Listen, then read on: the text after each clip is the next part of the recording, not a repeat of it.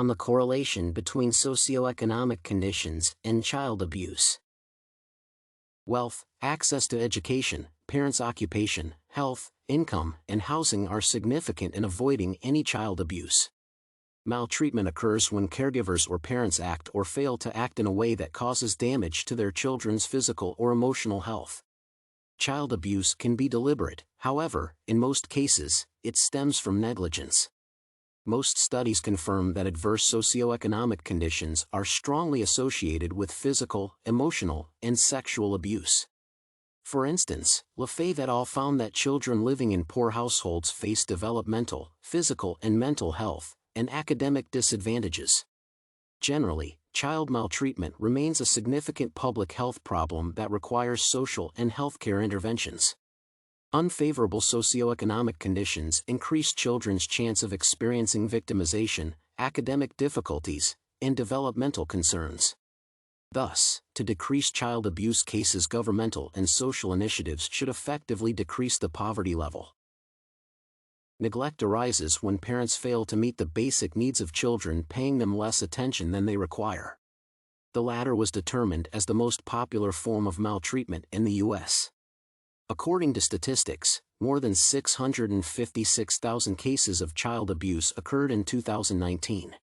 There are many different reasons why parents tend to neglect their children. The most important one is poverty, which drives parents to spend more time at work to survive. In general, neglect is determined by parental employment status, family structure, and socioeconomic status. For instance, maltreatment increases in families where both parents are unemployed and live behind the poverty line. The absence of fathers or their unemployment also increases the chance of negligence. Single working mothers often do not have enough time and money to raise their children, who are instead left in the care of someone who lacks empathy. Moreover, economic disadvantage and poverty have a significant association with the physical and mental abuse of children. Children who are subject to abuse and poverty are more likely to drop out of high school, develop health problems, and exhibit disruptive behavior. Young people living in higher socioeconomic status households are 5 times less likely to face any abuse than those living in financially strained families. One of the main reasons behind this phenomenon is the immense stress caused by poverty.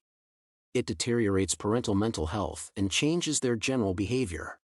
These elements are usually degraded by the family's financial inability to meet basic needs such as utilities, food, and housing. Depression, anxiety, or other disorders that parents may develop often result in regular physical abuse of children. For instance, the feeling of incompetence and low self-confidence makes them lay a hand on their children.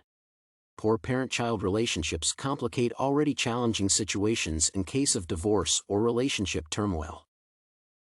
Other parental risk factors include substance abuse, young caregiver age, and lack of parental skills.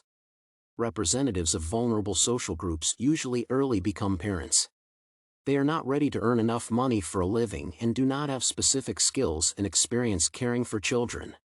The economic hardships and other stressors see them abusing various substances, developing mental disorders, and finally maltreating their children. It usually has long-term adverse consequences for children's physical and mental health.